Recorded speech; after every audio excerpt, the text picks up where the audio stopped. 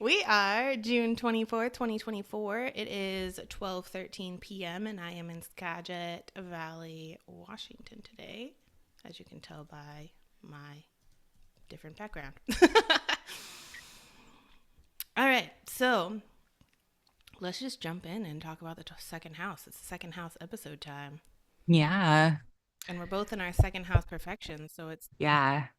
hopefully we'll gain more insights as we go. Yeah. We'll be talking about it and have some kind of revelation like, oh my God, that's what's happening this year. Because I don't know, second house for me is one, like I was telling you before the episode, that I'm a little bit less well versed in than some of the other houses. Like I haven't really worked with it a whole lot. So, Yeah, I agree. Same here.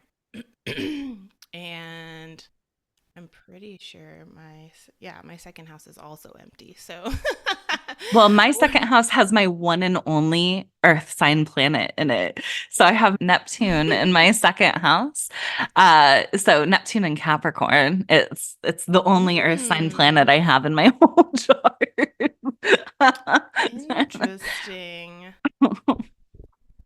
We'll have to get into what you think that means for you. hmm Okay, so if anyone's starting us studying, do a Google search or ask astrologers or like YouTube, whatever. I feel like the word that comes out the most is money, right? Like money hmm and income. And that's cool and all, but I think it's like a vast oversimplification. I mean, anything in hmm astrology has like super multiple meanings and like just endless interpretations for the most part. Obviously, there's boundaries, but just narrowing it down to money seems unfair. hmm And I just feel like in my life, I've come to find out that I'm like more of a yes and person. And so going into astrology with that idea, I have gathered all the information I could because like when you're learning something you don't know what you don't know, right? So like I just gathered hmm everything and I said yes and this, yes and this. So I might be playing devil's advocate in this episode, but I dig it because it's just like my whole thing is I want people to expand their, paradigm on things. Like don't just narrow something down and make it concrete. This is the money house. It's the only thing we can talk about is money, right? Yeah. So, yes, it does do with money. Yes, and we'll talk about the and. hmm So, let's get into second house meaning. We just came off the first house episode. And in the first house, we talked about the first house can represent like a filter, like those rose colored glasses we were talking about, a filter we view the world in, with, with. A filter we view the world with. And then, hmm like, also the filter that people view us with, kind of. And so, if we take that idea as a general approach to the second house moving forward, we want to elaborate on like ourselves and our views on the world and look at what it means to see life through that filter. Like, so I wear rose colored glasses. Like, what is the benefit of that for me? Like, what is the meaning of that for me? Like, dive in a little bit deeper. hmm Um, so, yeah, like, what takeaways and conclusions can we draw from viewing life through the manner we do of our first house? So, topics in the second house, let's start off with body. So like I said, that devil's advocate thing, we actually did talk about the body in the first house episode and now I'm hmm including it in the second house and people are like, what the hell? But I think because we also in the 12th house talked about the 11th house and the difference between groups in the 11th house and groups in the hmm 12th house. So I want to expand on the idea of body can fit into both in different ways you're using it or different ways you're like thinking about it. hmm So, second house is like body, physical relationship to the body, like your body image. Howard Susportis talks about this idea of us being born into the body, which is what we're talking about in the first house. So, our actual soul coming in incarnate, right? And then Howard adds that it takes a newborn about up to 6 months to realize they have a body because you're just That's like, fascinating. right? So you're just like viewing your mom and you're like, okay, the world around me is changing, but like to actually Hmm. self realize that you have your own body. So it takes up to 6 months. And then even longer after that, after you realize you have a body, then to start differentiating what's yours and what's like your mom's and separating yourself from the world.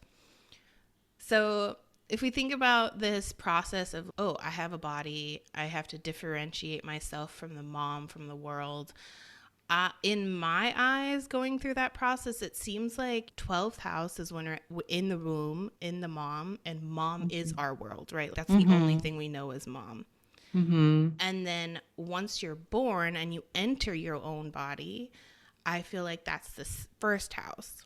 Hmm. And then when you start to know this is a body and start to differentiate this is not my body, I think that's where we enter the second house. Hmm.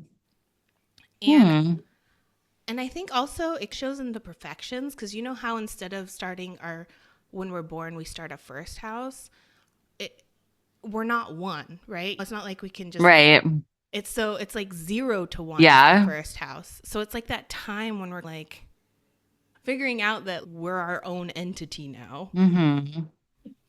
Maybe two in the second house, or like after that phase, it's like the point at which you learn the value of having a body too. Because I think that like second house is, I think of it as both money, but like also just like values, like the things that we value, right?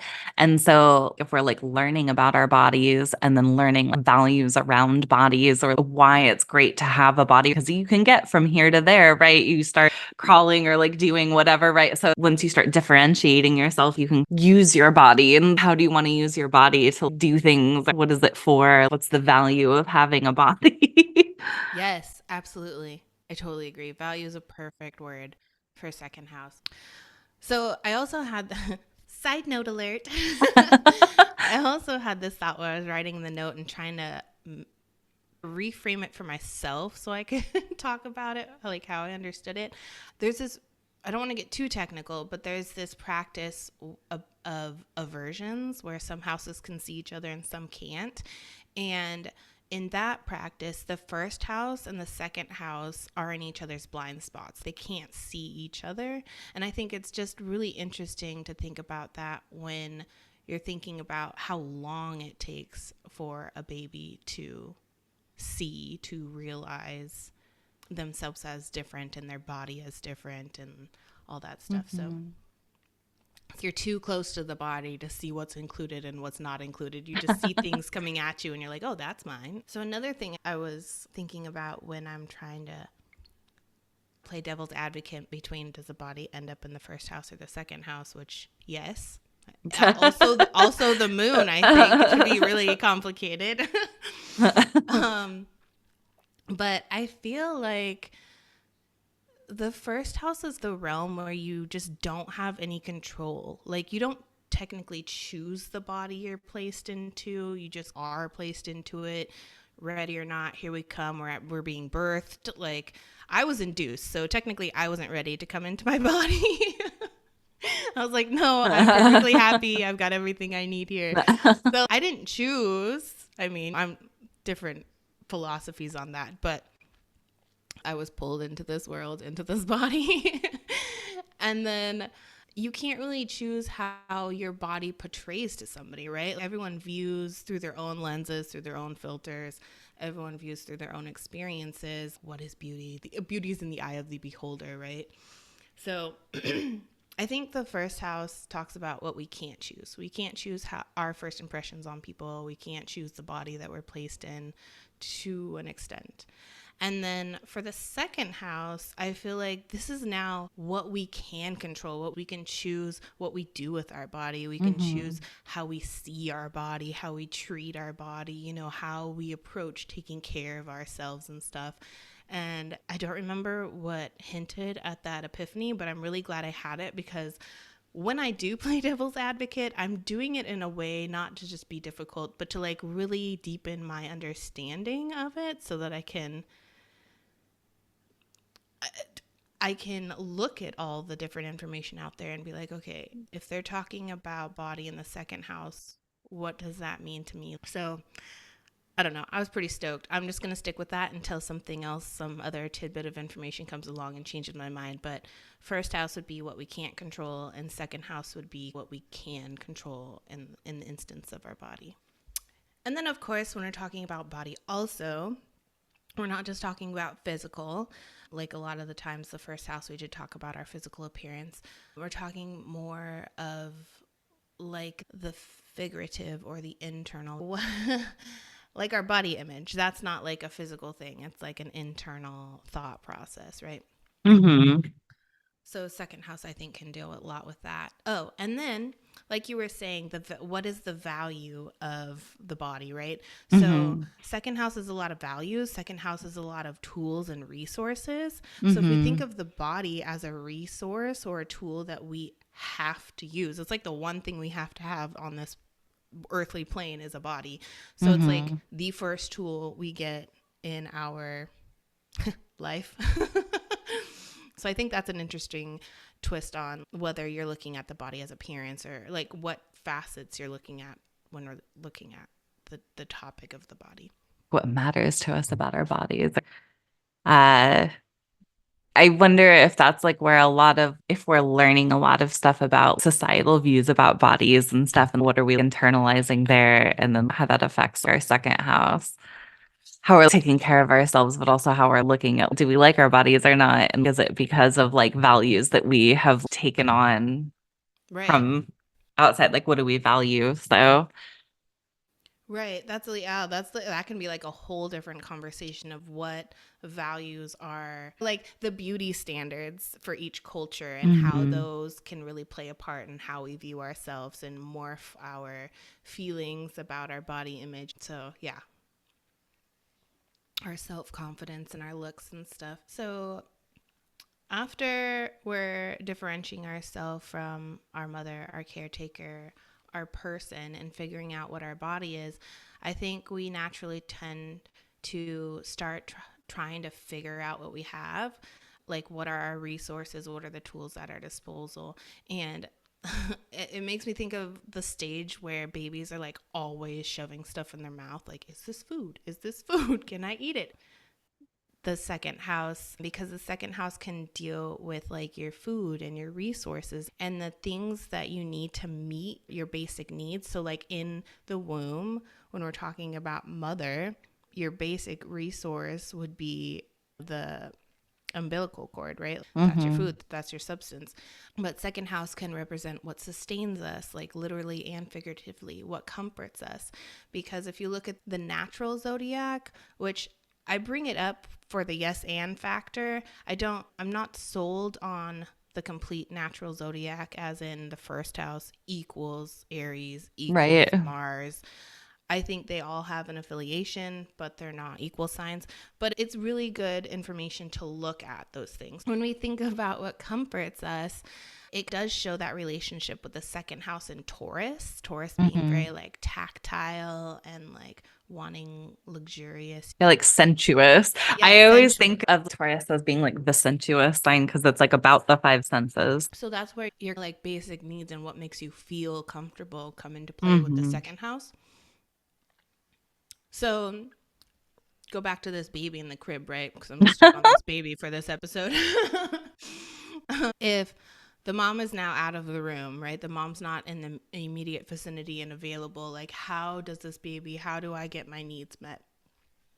What tools and resources are around me? So I feel this need to be coddled. Mom's not around. How do I comfort myself? Well, I'm going to start feeling differentiating myself from my environment. And hey, I have this warm, comfy blanket.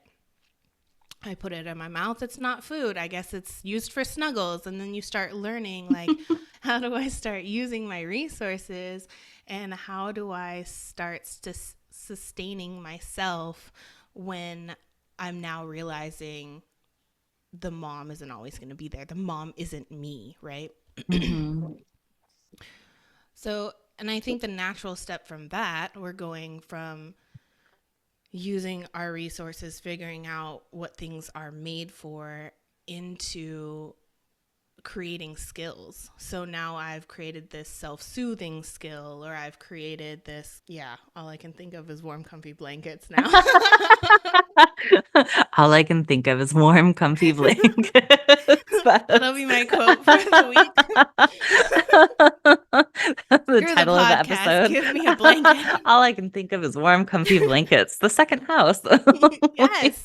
Screw money. Who needs money? I mean, Well, you can that's what buy that the really, warm, comfy I mean, blanket. that's what really comes down to what we value, right? What do you value here? Because the thing about money that's like interesting is money is this like middleman because prior to us like inventing money, people used to trade for stuff or whatever, right? But you were close to this thing of what do you really want? You don't need the money, it's what the money gets you that's important, right? And that's what tells you like what Exactly. you value. Do you like work really hard because you need a lot of money because like you value like security. And so the blanket, it goes from like having a blanket when you're a kid to having like a big savings account or something. It reminds me of that whole thing where they're talking about manifesting, right? Where it's you're not supposed to think about the thing that you want. It's about what is it that it's going to make you feel? What is the feeling that you're looking for, right? So is it like that you want a house because you want like a sense of security? Is it that you want money because you want to feel like freedom because you like aren't tied down to any debts or something? What is like the feeling that you're going for?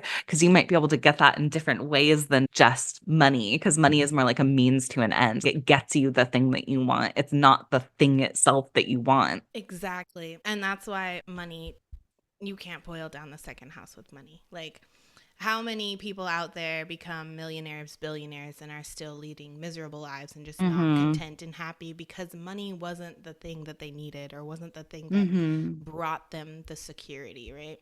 And also, astrology's been around since before money, probably. So, like, Exactly. this is a thing that's predating like what our modern like conceptions of these houses might be. And we've added these things into it because money is a thing that Exactly. people value, or it might get them what they value, but it's not really what the house is about. Yes. So you were talking about the second house isn't really that a house that does anything for you. And I agree, but I'll say the person that helped me think through the second house the best is Stephen Forrest, and hmm, he he is such a special human. I was blessed to be able to take a selfie with him at Norwalk last year, and I have it on my little desk bored. But he brings up the point that before the second house was money, or before money was a thing, what did we do? And it feeds back on all these other ideas that we'll hit on this episode of, well, we traded food. So we talked about food being Taurus. Well, we bartered. Oh, I can grow Mhm, potatoes, you can grow corn, and we can trade. Or we bartered with our tools and our resources and our skills. mhm, I'm a blacksmith, you're a leather worker, whatever it is, like we can trade things that are would be back in the day considered monetary value, right? But isn't physical currency like we know it today. So when we're talking about those skills and stuff, like the second house has a lot to do with gifts, skills, talents, abilities, stuff like that. And like the things that we use to make the money, or the things that we use to like barter in that situation. So your skills are just like an expansion of your resources. Like these are the tools that you have in your toolbox. So once you have a certain skill, that automatically makes you more valuable, right? We bring up the word valuable at work, which in turn gives you a sense of security, job security, and security in your livelihood, your bank account, because you're able to do these things. And it all comes back to those skills that you have. So say you're like an accountant and you take the time to really master QuickBooks or whatever program you're working in, you automatically start making yourself worth more in the career field, in the business world.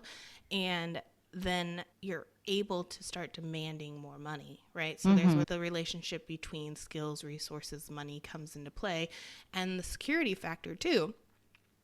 Because once QuickBooks is a tool in your toolkit, you feel the sense of security because you now have the confidence to ask for more money or to apply for a job that you didn't think you'd be able to get like Hmm. close to. So all these things just end up bringing you a sense of what can I bring to the table? What do I bring to the table? What can I offer other people? What can I bargain with other people, barter with other people? And what value can I give? And therefore, what value can I receive because I've put in the time and I've developed these tools, resources, skills, talents, abilities that I can use in to my benefit. Hmm. And it doesn't have to be like tangible QuickBooks skills, right? If we think of like you're bringing up values, if we think about values like as guiding life principles. So, one of the values that I have in this life is that I value compassion and authenticity. So, if you look at your guiding life principles and you say, like, I value compassion, I value authenticity, and so you go out and you find the people that you can be genuine with or the people that show up as their true selves, that in turn starts giving me a sense of peace and security because those are the values that I uphold, right? I mean, that Now, makes sense because you have the Virgo second house, right? So, yeah, yeah, meticulous knows to try to provide value to others. I was thinking, I was like sitting here thinking, I was like, what is my second house with my skills with like Neptune and Capricorn? And it was like, oh, well, if Neptune is like fantasy land, just like daydreaming, like whatever, right? And then Capricorn's like this kind of much more strict, like you need to get stuff done. I feel like a lot of the work that I do, like a lot of the skills that I have to deal with looking at imaginative things like either when I've been writing or like teaching or Mm-hmm. whatever, right? To like structure stuff. Cause the thing Mm-hmm. that like I just finished doing today's the first day of summer quarter. And so just last week, while I was off for a week between spring and summer quarter, I was working on setting up my classes. And that's my favorite thing to do. Like my favorite thing about my job is doing the course shell and coming up with, oh, how am I going to teach these concepts, right? In a way that's like fun or interesting or whatever. And so I'll spend a lot of time just like sitting, daydreaming, like not even while I'm at my computer, like I'll just be thinking about like, how do I structure this class? What do I do? And then like setting it up in this very scaffolded, like structured way to try to get these results that I need. And so I feel, or like even just being an English major, like looking at fantasy kind of stuff, like works of fiction, right? And then Yeah. trying to take something out of them that's structured to write something about that or to look for patterns or like whatever. So like taking like things, everything I like to do is about like this mix of like fantasy and structure. How do I structure fantasy things? How do I Yeah. structure daydream type fantasy things in the world? So Yeah, that's perfect. You're taking really creative and lofty, like when you're talking about creative writing or literature or stuff like that, and bringing it down to earth and just materializing that structure into course syllabuses. That totally makes sense. Also, I think Neptune is a higher Venus, so like an amplified Venusian planet. I don't use this in my practice, but it's just interesting to think about because you do. I mean, you talk a lot about actual writing skills and stuff, but I think hmm, where you have your zone of genius is more in the creative writing and more in that artsy field with literature and stuff like that mhm, and novels. And so I feel like Neptune is like that higher version of the artist and like creating, like Neptune is very dreamy, like creating a world creating, right? So we're talking about like you do D&D and like world creating. You create novels that are, you just engulf yourself in this different creative artful world, like I definitely value in both work. creativity and structure. And I find in my own life that there's a lot of push pull between just this fantasy of, I want to do whatever I want to do, right? And then structure. And so even when it comes to just money, right? I'll have times that are I'm disciplined. I'm putting my money into savings. I'm just paying off debt. I'm doing the right thing with my money. And then I'll have moments where I'm just, no, I'm going to spend all my money. And I'm so like, let's do whatever we want to do, right? Like, I'm like, and I go between those things. And so I feel like and since Saturn is in my first house of Sagittarius, I also very much, I think, like value freedom and travel and things like that. Like I value Sagittarian like Yeah. ideals and Sagittarian things. Like I love to travel and I love to have freedom and I love to, I don't know, just do what I want to do. Like I always like to be in charge of my money and just be like, I'll like whether it's like I'm being good with it or spending it or whatever, it's like I always like to just do what I want with it, which I feel is also like it's like Yeah, that makes perfect sense.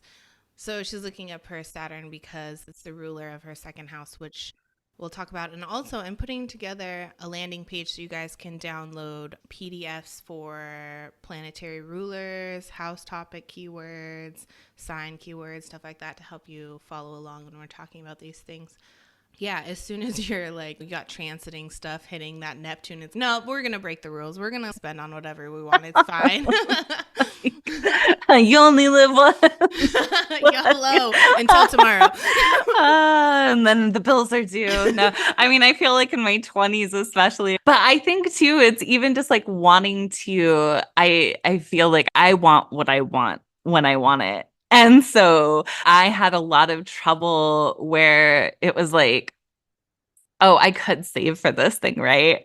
But like, how long is it going to take me to save for it? And I want it now, right? So that was always my philosophy in my 20s as to why I could spend on my credit cards. I was like, right, but I want the thing now in this moment. I don't want to wait for it. So I just racked up so much credit card debt that way in my 20s from just being, it's not fair. Other people can have these things that they want. I was very into designer stuff. Sometimes I'd go through phases where it was like, I had to have the sunglasses, the purses, or the shoes, or whatever it was, right? And I wasn't living the life to use those things. Like I wasn't going out enough to wear all these like high heels I was buying or like whatever, right? And I certainly did not make the kind of money that could afford me those kinds of things. So like, this is just me being like, but I deserve these things. And like, I'm delusional and think that it will. So I'm going to pay this off at some point. I'll pay. We worked in retail. We didn't make that much. Yeah, In we're fact, not making a lot of money. cleaning out my stuff, I found some pay stubs and I'm like, damn, okay. But Capricorn is very, if you think of capriciousness, right, comes from the word Capricorn or has the same roots, is very play hard, work hard. It's fine. I can play hard now because I know I'm diligent in my duties and I'm going to work hard and pay this off. So that's like perfect, perfectly said. And then, of course, post like after Saturn return and all that kind of stuff, I was also making a little bit more money. And then I got to a point where it was now I'm not like crazy Settle with down a myself. I'm bit. not like, I don't have a bunch of, I have debt, but not credit card debt. It's like all that Yeah. student loan debt, which also we can get into. That'll come up actually when we discuss my second house perfection years. Ooh, I'm excited about student loans. Such a hot topic right now. But so yeah, so that we're covering the money, the finance, the cash flow, how we feel about our cash flow, how we feel about our money. And it's not, we're talking about both the literal and the figurative, like the feeling about the money, how we're spending it, what's valuable, what we justify has value, right, to ourselves. And then also the physical, the things that we claim on our taxes, the tangible money income. We were not making enough income to justify your Prada sunglasses, but we are in our 20s and we don't give a shit. And I still have all those sunglasses. I still wear them now. They're just like really old now because I don't buy sunglasses They're anymore. still gorgeous. I always see I do designer love those. shades and I'm like, that's my niche. Yep, those are great. But it all boils down to security. What makes you feel secure? What do you value in these instances? So money can buy us options in these days, like this society, and therefore give us a sense of security in case we go down one route and we realize this is not where I want to be. Money gives us the option to backtrack or to change directions, and therefore, like, you start a job and you're like starting it for the money, and then yeah, it's great, but then you realize you hate it. Well, if you have saved enough money and you have the tangible resources to do so, you no longer have to work that job. Like, you Mm-hmm. have the option of leaving. The option gives you a sense of freedom that brings safety, right? So depending on the sign of the second house, each person is going to treat their money differently. So we've got the capricious, party hard, play hard, work hard. We've got the I'm apparently like nickel and I'm not going to say I'm nickel and diming, but through necessity felt I needed to nickel and dime. Like, we were not making enough in our 20s. So I, as a Virgo second house, was very like, no, I have 127 and 51 cents in my bank account today. We can go for guacamole, but that's about it. Guacamole lunch, that's all. And then say a Taurus second house, because we've got earth signs there, might be more conservative with finances than say like a Sagittarius second house might be more like free and spontaneous with their finances. So looking at that sign is really helpful. And like Michelle demonstrated, looking to the ruler also, because we're now with Michelle's ruler pulling in the topics of the first house and what that would Mm-hmm. mean to how we go about doing the second house. Because the ruler of the signs for me is like the landlord. You've got tenants, you've got planets hanging out in their house, but they still rule the house, they still own the house, and therefore they have final say whether you can paint the walls, whether you can do whatever you want to do in your house. So look at all that stuff. And to give another example, say you have Cancer on the second house, and therefore you find yourself placing a high value on like family and home and security of your family, right? And for those reasons, you treat your money in a very specific way, and you have a priority like, I'm going to save 5 years very frugally to buy a house for my family. So therefore, it's not that you, how do I say this? It's not that you just buy the house. It's the reason behind Mm-hmm. buying the house, right? It's not that you needed $1 million sunglasses. It's a reason, and the way you felt when you wore the $100, $50 million sunglasses. Mm-hmm. It was to make up for the fact that I hated my job. And so it was like, well, if I'm going to have to go here every day, I better get something fun out of it instead of just paying bills. I think that was like my thing, right? Because you don't want to go someplace that you hate every single day and all you're doing is working just to survive and pay the bills. At least I did not want to do that. And so I use that to justify like this like idea that I deserved something more that was just for me. Yeah, no. Like, And that's fine. Like, that works for you, and that all, I can see that all happening in the second house. So it's just a matter of looking at your past actions with finances or possessions and finding those little breadcrumb like hints at how your second house shows up for you that way. And because we're talking about buying stuff, buying the sunglasses, buying the house, buying the whatever, and the reasons behind that, second house is also talking about physical possessions, material security. Those sunglasses are like, look, I work hard. This is a status symbol at this point, right? She was baller. I mean, we've been friends for a really long time. She would buy the really nice stuff, and I'm like, jeans, t-shirt kind of girl, and she's, let's go out, and I'm like, I need to find something. I do not look like the status symbol you're portraying. Uh,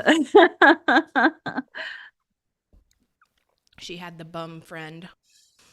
nah, no, I had more responsible friends than me. So when we're talking about the material possessions, we're talking about both, just like money, both the physical and the non-physical, how we feel about the possessions, what the possessions bring us, our attitude towards these things, And also our attitude and how we like go about and approach it. Like, how easy was it for me to buy the glasses? I'm just going to keep up bringing the sunglasses because that's pertinent. How easy it is for me to go out and get the things, or once I buy the thing, am I still happy with it? Is it actually the possession that brought me the security, or is it the act of spending that brought me the security, or is it something else, right? This is all what the second house will help you figure out and get to the bottom of. And then like also your approach to just caring. Did you take care of the sunglasses? You still have them. You took care of the Yes, sunglasses. I still Like have the sunglasses. earth, you're hanging on to it, you're caring for it, you're nurturing it. That makes sense for your second house. My Virgo second house is just mutable and all over the place. It's, sometimes I'll take care of this, and sometimes I'll take care of this, and sometimes I'll take care of this. But so if we go back to that Cancer second house reference, we bought the house because we value security in the home and family. And say we put Pluto in the second house of that birth chart. So any planets within the house are going to also influence and flavor the way in which we second house. So maybe the way that they care for the house, Pluto has a say in and sends them into just this cycle of like regeneration. They always feel like they need to renovate and they need to decorate and they need to redecorate.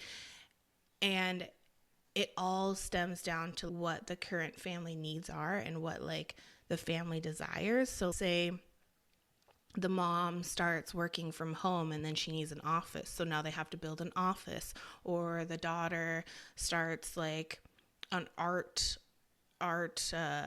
career or something, and so she now needs like a little art studio, so they recreate the garage into an art studio. Like they're always like updating the house.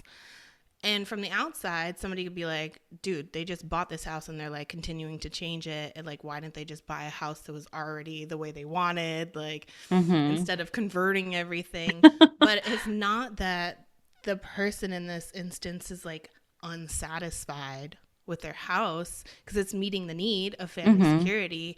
It's that underlying, what does my family need to feel comfortable? What does my family need Mm-hmm. to feel safe and secure? Because if they're safe and secure and happy, then my Cancer second house is safe and secure Mm-hmm. and happy. So yeah, so when we're talking about like a person's underlying motives, a person's underlying reasons on why they're buying or they have something or they value something, it just comes down to the second house. And we think about why people put different worths on things. I mean, Mm-hmm.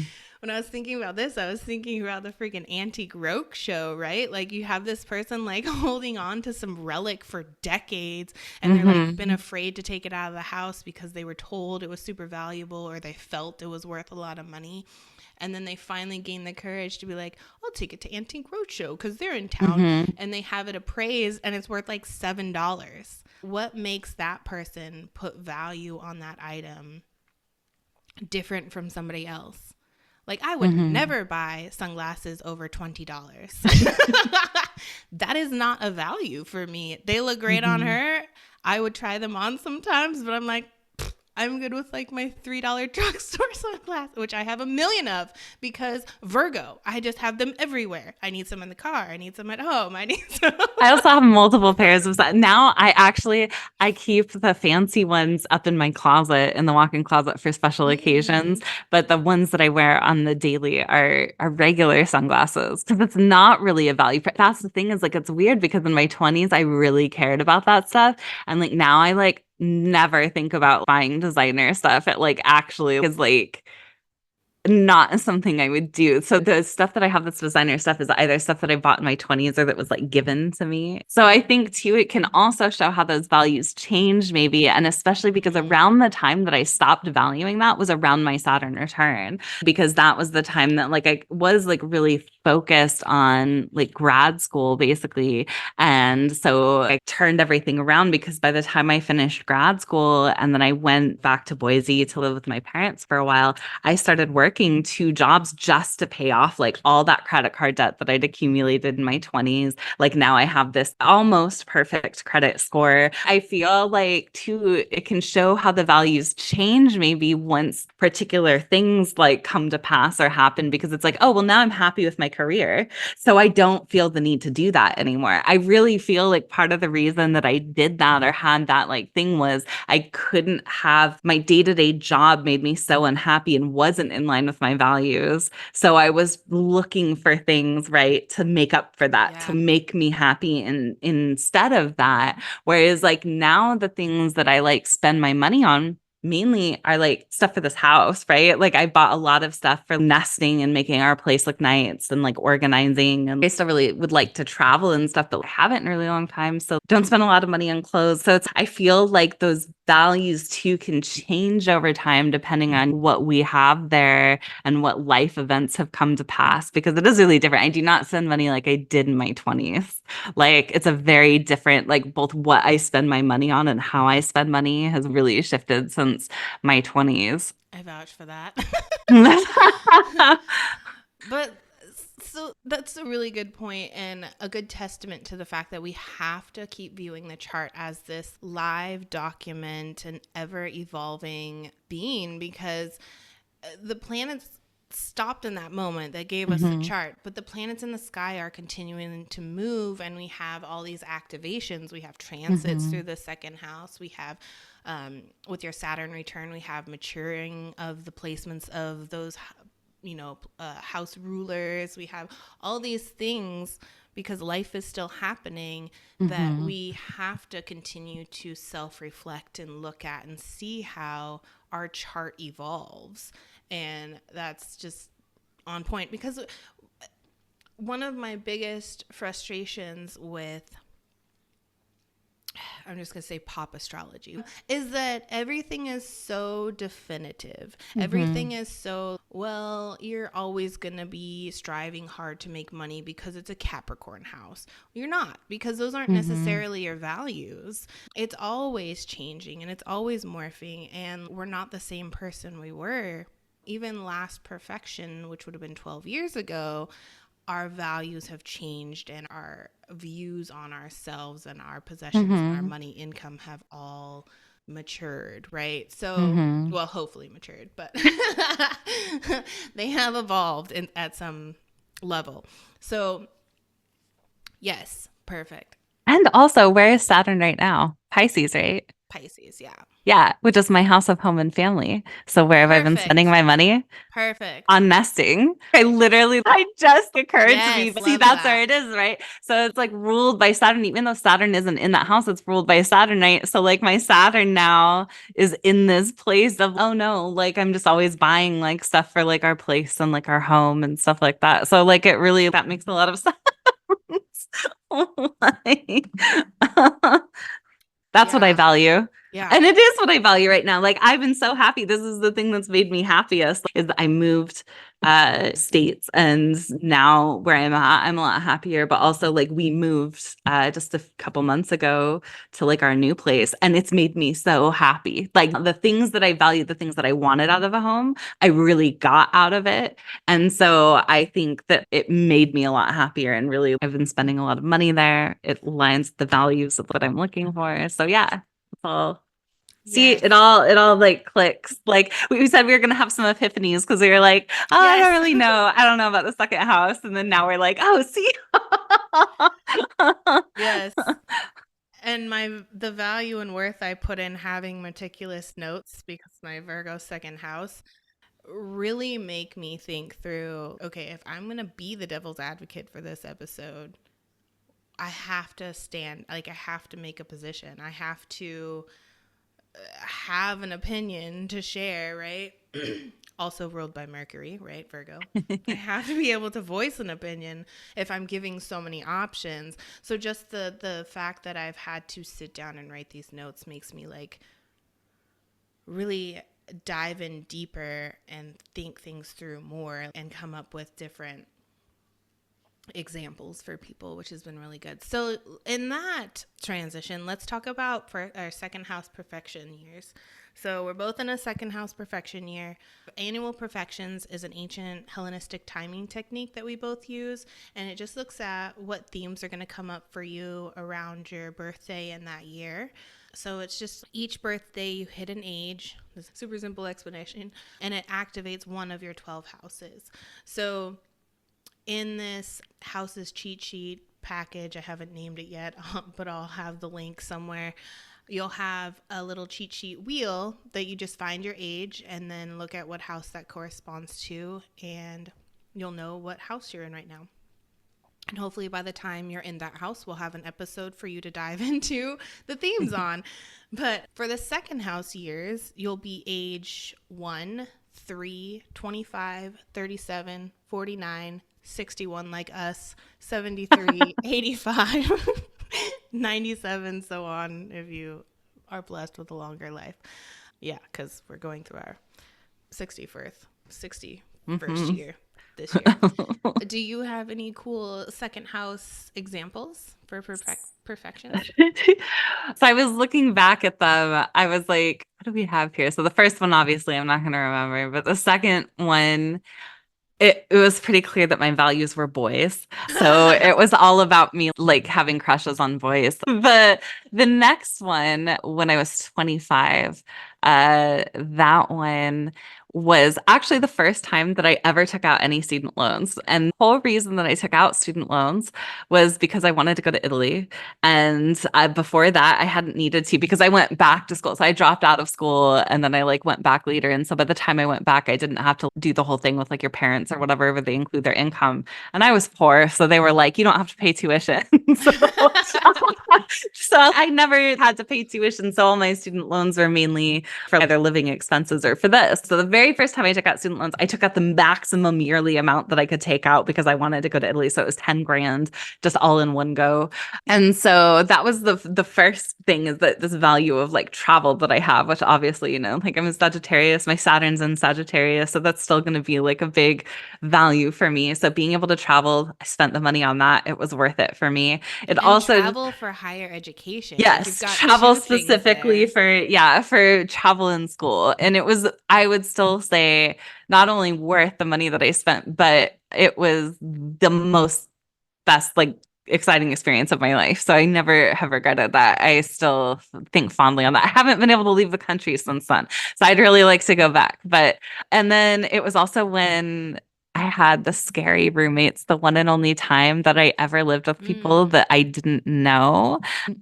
That I don't know. That was like a weird little Ooh, time okay. So with sharing possessions, your household, your hmm possessions with fear, basically. Saturn can deal with fear and like feeling, you probably, I mean, speaking on your behalf, you probably felt isolated to your room. I know if I share places with yes. somebody, you like hide away, you don't want to deal with them, right? So confinement, Saturn. Yeah. Interesting. Yeah. They were it was a scary situation. So it was like me and my ex-boyfriends were living with these two other people and it was not a good time. We did not know them. We found them on Craigslist or something. And that's like back in Ah, what good old what year is 20s. this 2013 so 2012 so it also is when I stopped being a vegetarian because before that I was or over a pescatarian because like I'd been since like my senior year of high school. I was vegetarian and then after me and my other ex-boyfriend before him broke up I became more ovo pescatarian but then after that since I was going to Italy I was like no I'm not going to limit myself I'm going to this other country so I stopped so being that. So that was also a big change. Yeah. And then this And it has to year, do with food and yes, how you sustain yourself. Yes. yes. And so this year, ooh, that's interesting for this year then, I guess, because so this year, right, I've had a lot of stuff. I'm still going through it. It's easier, I think, sometimes to look back and see what happened than it is in the Yeah. moment. But We're I've been still halfway through. trying, Yeah. yeah, so I've been trying, almost exactly halfway through. So, Oh, you are. Yeah, um, totally. so I was like, what do I have? What's going on this year? Because the only thing I had written so far was Hobonichi. Which is because I bought myself this little Hobonichi is the name of a brand of Japanese like a not planners or agendas, but like little it's like a Oh, journal right. but with like little dates, right? But I started using it this year, which is like a 5 year journal thing, right? And so I was really excited. And it's like my favorite thing in the world. I do one entry a night, and I'm so excited because I'll have it for 5 years and I'll get to go back and see all this stuff. And then And Saturn's longevity. yes, so it's this long-term project that I'm working on, and it's an art project because I do like little like drawings in it. Sometimes I use different pens and all this different fun color stuff. That's probably the Neptune part. It's like Mm-hmm. it's making it all pretty, right? But other than that, the other stuff that I've been dealing with, for sure, food has been a big theme because I've been eating a lot better this year, not because I'm specifically on like a diet or anything like that, but because I have had some health problems. And so I've been taking like supplements and like changing medications and going to the doctor a lot and stuff like that. Because before this, when I was living alone, I was like not eating good. So I was just, I don't know, I was not taking good care of myself. So I've been trying to take better care of myself and of my body, especially this year, has been really important to me because, like, for the last several years, I've been dealing with a lot of like health issues and then also questioning my career. I've been like off and on, like looking at, is this what I want to do? Or am I happy with this? Do I want to go back to grad school? Do I want to just change how I'm teaching my classes to make them more fun for me? And, or do I want to start writing again? So all that kind of stuff that I've been trying to work on too. So it's definitely had a lot of those themes, I think. Initially, I was looking at it more as like a budgeting thing, like at the beginning of the year, because I started like Yeah. budgeting, but I that hasn't really been the focus so much. So again, like the money hasn't really been the focus for me. It's been a lot more with like my own happiness and what do I value. And that is how I've been thinking about my career. I was trying to think, what are the things I really like about what I do and the things that I don't like, and how could I change that to bring in more of the stuff that I like so that I enjoy it more. So Yeah, I also have been going through some health stuff, and this year is like the first year in 5 years I've been back to the doctor, and it seems different this time. Like, I guess I'll just start off with my this year so far. Also, I was going to start youngest to oldest, but I'll just go oldest to youngest. So,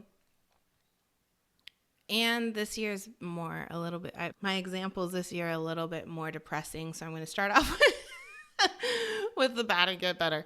So this year for me started off with health issues in my dog. And when I say dog, we are the epitome of dog parents here, dog moms. And he is my son. I always think of that TikTok trending audio that was like, "This is my son. I had him no epidural." For one, I think it's hilarious how she says epidural. But second, I'm like, yes, I literally had him no epidural. And so he's my soul baby. But the interesting thing for me, so my second house is ruled by Virgo, is Virgo, ruled by Mercury. And my boy was very Gemini Mercury, like all about it. Uh it was very interesting. I don't want to get in too many details, but it was very interesting because now that I'm an astrologer, I have marked down all the charts for the pivotal points in that whole process dealing with his ultimate passing. And it was all aligned with Mercury. So not only was it the start of my Mercury year, he was very mercurial, and it surrounded around a lot of Mercury happenings in the sky. But if you also look at Virgo's natural affiliation with the natural zodiac, Virgo has affiliation with the sixth house, and sixth house encompasses pets and small animals. So he's literally my Mercury pet. And sixth house also deals with illnesses and health. And it was an unexpected diagnosis. And it was a very good learning moment, as if any of the listeners also listen to Chris Brennan's The Astrology podcast, they refer to this as astrologer good. It's not good in your life, but it's like the astrology for this was really good, like pinpoint. So it was astrologer good moment. Of course, it was very painful to go through, but it really has been this Mercury pet health centric start of the year, and me learning and weeding out what my values are and putting my values into place when it has to do with my animals. Because now this month we just had another diagnosis for our remaining baby, so now I'm navigating of with her health issues and how what treatments are going to be best for her. And it all comes back to, what do I value? Well, I value my pets having a good quality of life, right? And Mm-hmm. so that, having to put my second house practices into play before, say, like my emotions, like you want to do something that's good for them, and Mm-hmm. then I'm like, I'll deal with my emotion and my baggage later. I just want to make sure they're taken care of, their health is taken care of. And then through that whole process, with my boy's name is Ryder, with Ryder's diagnosis and figuring out how it was gonna all play out, with my second house being Virgo, I realized that I was super meticulous in navigating all the ins and outs of conditions. Okay, Mm-hmm. if he has this condition, what is the worst case scenario? What is the best case scenario? If it's also because he had an issue with his spleen and also his lungs, I'm like, okay, if it's the lungs, how likely is it the lungs will give out before the spleen? And I took myself and my emotions out of it. I detached and I dove into the minutia of what are all the outcomes, so that I can prepare, so that I can feel secure, emotionally safe, and have an option or a way to take care of things no matter what happened. So I found it, I'm not usually a person that, other than apparently my notes, I'm not usually a person that gets so into the nitty gritty fine details, but I just like, I needed that action plan to feel safer in the whole process, which I thought was really Mm-hmm. interesting. So, on moving beyond that kind of really deep, like I think I said, I want to write like a good paper on all the good astrology that happened. Mm-hmm. But this year, I also went on my very first travel with my mom. So, Mercury short distance travel. It's the first time it was just solo trip, her and I. So, that was cool for a Mercury year. And putting value into my family, because I think that's important also. And then I just, yeah, there's been a lot of little moments that, like researching for my notes or studying or whatever, that I find all these little tidbits that are just changing my value systems and like my paradigms on things. And of course, we're only halfway through, so I don't know how it's going to play out, but it's been really eye opening, some of the things that I've been learning this year. So hopefully we can dive into that like after this year's done. But when we're talking about skills and abilities, I also this year started the end of last year, but transitioned and is like full fledged this year, starting and learning a new skill of candy making. I never worked in a kitchen before, but now I'm like the sole person that makes candy for this company, and that's been really interesting. And then the year we were 25, I also had a new skill. Before that year, I had been mostly working predominantly retail and like warehouse work. And then Mm-hmm. the year I was 25, I actually got a job in aerospace. So I was an assembly line mechanic, which was like a whole new skill set that, I mean, I've dealt with power tools and stuff before, but not like on a Mm-hmm. aerospace like level of detail. And so that was really interesting. And then that year I moved a lot. So going back to that, Mercury and short distance travel. And then when I was 13, I was thinking about it, and that was my first year in middle school. And my hometown was set up where there was like 5 different elementary schools that fed into one middle school and one high school. So that was a very Mercury social heavy year for me, because up until that point I was stuck with the same class of kids and the same bus of kids in and out for ever. And so it was the first time I got to feel like I could be somebody else because there was new people around, and I got to like practice that mercurial shape shifting and become a person that like I wanted to be, that I felt more in line with my values, and met a ton of other people because there was 4 other schools worth of kids that I now had access to. And then my first second house perfection year when I was 1 was my very first travel trip ever. We went Mhm. to Hawaii in 1988. And because you and I practiced the tarot card year, it was Mhm. really interesting because that was my Empress year. And my parents would laugh so hard, but they'd always tell me that there was a bunch of tourists, say like Japanese tourists and just out of country people that would see me in my little sundresses and be like, "Oh my gosh, a native girl, can I take her picture?" So I'm like at the age of 18 months or whatever, I'm in probably a million different family albums as this just little girl they met in Hawaii and took a picture with. Oh my gosh, I'm like, that's funny. I was the queen. So those are my second house perfection examples. Okay, so we talked a little bit about planets in the second house with your Neptune there. So, just like any house, any planet in the house will have influence on that house topic. So, in this instance, any planets will influence your values, how you find security, how you meet your basic needs, and how you feel about all of those things. Okay, so for some more examples of planets within the second house, we can talk about like Venus and maybe a person with a Venus in the second house, or even a ruler of the house can put a lot of value in beauty or like the aesthetics of their environment or themselves, for security reasons, or just simply that's what I value. I just like my home looking beautiful. That's perfectly fine. And then, say, a Mars in the second house could tend to favor boldness and courage as internal guiding principles, values that they live by. They're not afraid to just take leaps of faith and be cool with it.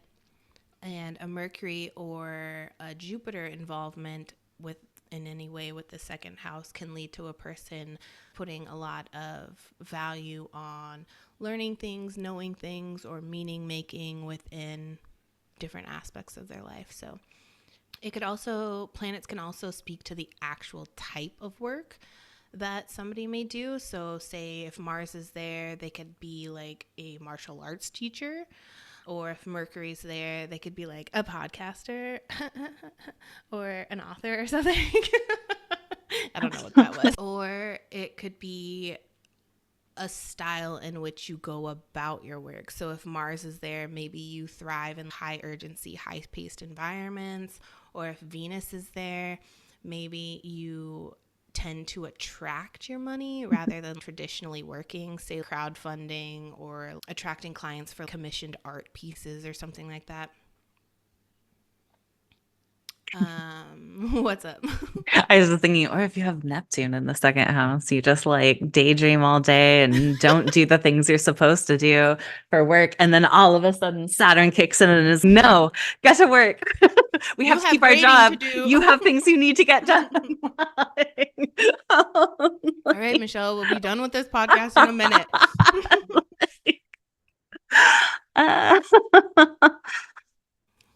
But also, like with any house, like mine, I said my house is empty, but we can also, I had a lot of examples this time for second house years. We can also fall back on the rulers.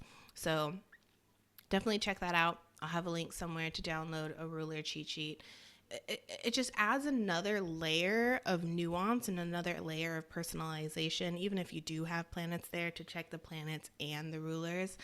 So, for example, Mercury is my second house ruler, and my natal Mercury is in my seventh house.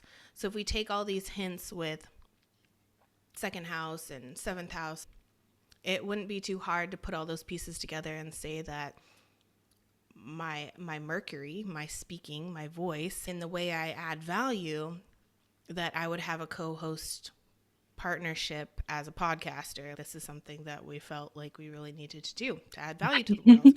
Hopefully we're adding value, but it's just, it just adds another nuance, another layer of some data you can manipulate and grab more insights with. Mm-hmm. And it's funny because if you add in the signs, then my second and seventh houses are Virgo and Aquarius. And that means like using my voice to explore the details, Virgo, in astrology, Aquarius, with a partner, seventh house. And then also Aquarius has to do with the web and the internet. So we're literally online doing this. So it's just like piecing together a chain of juiciness. Mm-hmm. All right, so I have one chart example. I almost did another one, but I got so deep into this one that I was like, no, I really dig this. I got so freaking excited because I sent you a note about it, but Mm-hmm. it's funny because I thought I had the aha moment and then I recalculated and realized it wasn't for her chart and I got sad. Anyway, but then I got excited because I did find the aha moment. So let's go ahead. You're like, what are you talking about? Okay, let's go ahead and pull up the chart. So we are talking about Ms. Billie Holiday. And she has an Aquarius rising chart with Pisces in the second house and a nice little stellium here of Venus, Jupiter, Chiron if you use it, Mars, and Mercury all hanging out. And the ruler of Pisces is Jupiter in its home sign. So,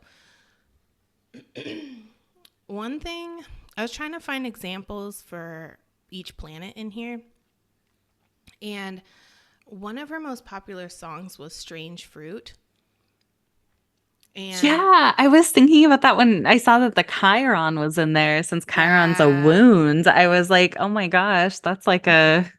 So if you definitely check it out. If you don't, if you're not familiar with what that is, it's a song about strange fruit hanging from a tree with a, what would you say, allegorical meaning of hanged people.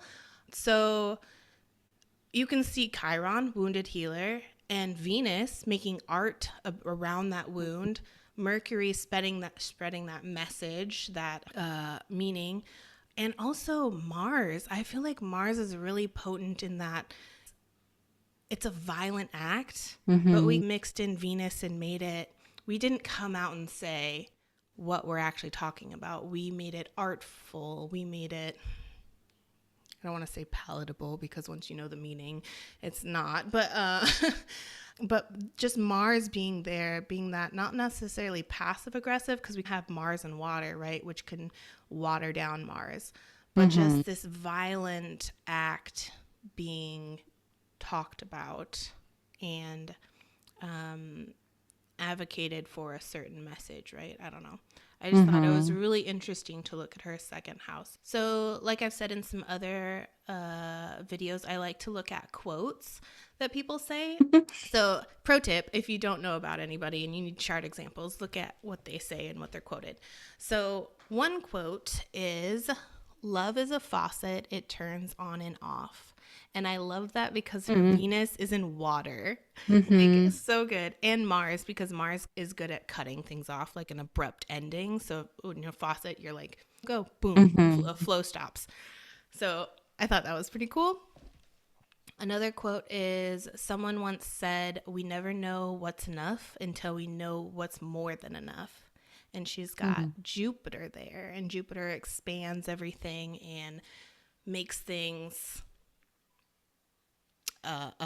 abundant, right? So Mm-hmm. she's probably experienced a lot of things in her life that have taught her what is enough Jupiter. Where can we constrict flow of this Jupiter? Another quote, "I'm always making a comeback, but nobody ever tells me where I've been." Which was cute because we have this, Pisces can also be co-ruled by Neptune. So this kind of like delusional idea of like, where was I never left. Like, I never dissolved into anything. I never. So that was cute. And then, and come back to me, as you're probably talking about come back in career, which means like money and stuff like that. Mm-hmm. Another quote: people don't understand the kind of fight it takes to record what you want, to record it in a way that you want it. So fight, we've got that Mars there. We've got her Venus and her Mercury really wanting to do their own thing, wanting to stand up and use her Mercury the way she wants to, because her Mercury is in her house of values. So she wants to be able to express how she feels. She doesn't want to be dictated by, like producers or managers or whatever the music industry has. And then one funny one, I almost stopped on quotes, but one funny one she said was, singing songs like The Man I Love or Porgy is no more work than sitting down and eating Chinese roast duck. I love roast duck. And I'm like, it's so silly, but I'm like, ooh, there's the food and that, like, the satiation you get if you use your second house properly Mm-hmm. and you feel satisfied, both as in physically, I'm eating the duck, I love the duck, and also being able to express your Venusian and your Mercury and your creative Mm-hmm. juices through your career. So I was like, that is so cute. Yeah. I was browsing on her Wikipedia. Good cited sources, right, Professor? But I saw that in October of 1949, she recorded the song Crazy He Calls Me, which was inducted later into the Grammy Hall of Fame in 2010. So that's the point where I got really excited, because I took 2010 away from 1949 and realized that was 61 years. And I was like, she was in a second house perfection. No, the song was in its second house perfection. So another tidbit on learning astrology is that anything has a chart. We're not just talking about humanistic astrology where we're pulling birth charts and things for humans, like events. You can pull charts, like the sky is constantly moving. You can pull charts for anything. So Mm-hmm. the day, well, the time the song call Crazy He Calls Me was recorded is its birth, right?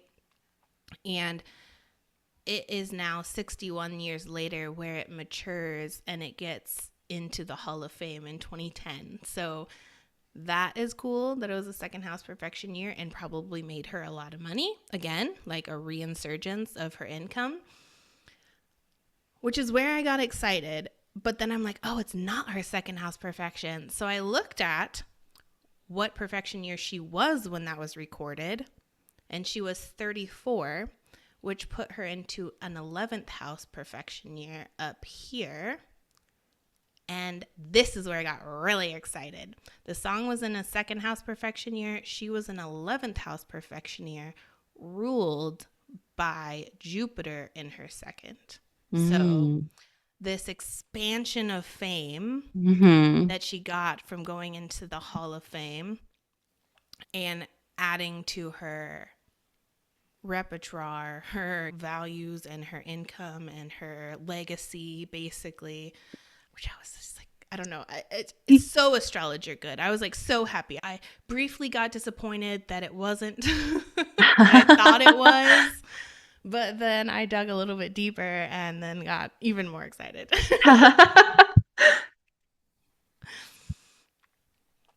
All right, so that's not your example, unless you have anything that you see that you would like to point out.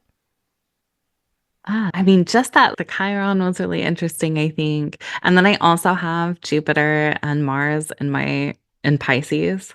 So I thought it was interesting, especially when we were talking about it as being allegorical, that it's stuff that's because I'm always interested in the subtext of things. And I feel like that song is pretty visual. So it just be, I don't know, it's just interesting. And just that it's a very dreamy kind of a style. Like to be in Pisces, I feel like it's very dreamy and nice. Yeah, she's soul singer, right? She's like super Hmm. soulful, which is like a good keyword for Hmm. Pisces. Yeah. Right.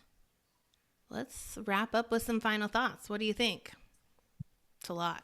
I mean, I think it's been interesting. I definitely feel like I learned a little bit more about the second house and even like my own, like how it was showing up in my life because I think we had the epiphanies. So, Oh, one thing I didn't share because it wasn't in my notes, but I shared it with you before, is that I didn't even think about it until I was driving away from my mom's house. But second house has to do with possessions, and my mom has been wanting me to clean out my stuff from like my first apartment and before that has been sitting in her basement for a while, like long time. I'm guilty. I'm that person. I'm not the only one with stuff down there though. But I went home this weekend and I went down and I went through all my stuff and I purged and organized, Virgo. I organized totes of my old possessions from even like it was high school, my first apartment, my second apartment, but even back to the stuff that I took from elementary school that I took into my first apartment. So, organizing stuff, Virgo second house. I mean, how literal can you get? It's probably why I didn't hmm even think about it until later. And I'm like, oh, let's do our second house episode. I'm like, no, I'm second housing right now. I've been doing and what I value. I've purged more hmm now because my values have changed in the last 10 years since I probably looked at some of that stuff last. So, yeah, perfect. hmm hmm So, putting all these ideas and themes together, if I had to boil, like we're talking about boiling the second house down to the word money, if I had to boil it down to one word, it would probably be security, but I also like confidence. And I think I'd pick security over confidence because people already have like this pre Conceived. yes, preconceived idea of what confidence hmm means. But when we're talking about money helps us get our basic needs and going back to the idea of food and being a newborn baby and all these things, what we're ultimately talking about is a sense of security. And if we know we can pay our bills and take care of our needs and feed ourselves, then we ultimately have the confidence. We have confidence in ourselves to live, to do hmm what we need to do to feel safe, to feel stable, to feel unbreakable, unshakable. So I like the idea of confidence, but in a sense of security. What would your one boiled down word be? A second house. I mean, yeah, I like security. I like security a lot because I feel like a lot of a lot of what I do is to try to provide myself with a sense of security so that I can feel safe to do the things I want to do. As far as the DJ, I feel like Neptune, like in a Capricorn house for me, is I want to live in a place that's already set up and structured and secure and safe so that I can be like Neptune. I can just be safe to imagine and dream and do the things I want to do. I feel if I have that kind of security set up already, that I can be free. Like that I really think the idea of like structure allows you to be free because if you don't have any structure in your life, or at least when I don't have any structure in my life, I actually feel a lot more tied down. Like even looking at the example I gave Mm, earlier about finances, right? Not having any structure with my finances and just spending freely, that's what got me into all this debt, which then forced me to stay in jobs I didn't like, which forced me to feel very tied down and like very like I couldn't do the things I wanted to do. But then when I released that and I am better about my spending and I have a lot more structure and stuff like that in my life, then I feel a lot more free because the other things are already taken care of. Like it's already mm-hmm. secure and safe. And so yeah, I think like having security, um, like structure and security and stuff like that is really important to me for the second house would be the value for me, like in my second Yeah, house. So structure to allow for freedom specifically. So right, right. Yeah, you feel safer to express your Neptune and blur those Neptune mhm, boundaries when you have a container to do that within, when Hmm. Saturn is like, yeah, you can splurge on Tuesdays with a giant meal or Yeah. like, Yeah. yeah, that's good. So second house is just all about what we need in order to feel safe, what we need in order to feel secure, in order to feel like our needs met. And that can show up in different ways in many different areas of our life, because we are talking about the second house that has to do with possessions and money. But I think the second house, like everything else, leaks into all the other houses. And therefore, how does the second house play on like the 10th house of work, right? It can show up in different areas of your life. So, say at work, you really thrive by having a calendar full of like regular meetings and checking up. And then at home, you feel like you need to feel like you're being heard and understood. And like in friendships, you want to go out on outings and adventures together. Like these all seem like they could have different, they all seem like they're different needs, right, for security, but they can all be boiled down to, say, Mercury's involvement with the second house, because Mercury has to do with meeting people and being social and being heard and using your voice and stand up for people and like travel, like that's all mercurial. Hmm. So it's just a matter of, I'm always about picking up those breadcrumbs. Just figure it out. Put the put the pieces of the puzzle together. Just do it. No, so cool. That was good. Thank you for being here for our second house episode, and I hope you enjoyed it. Pleasure as always. Bye. Bye.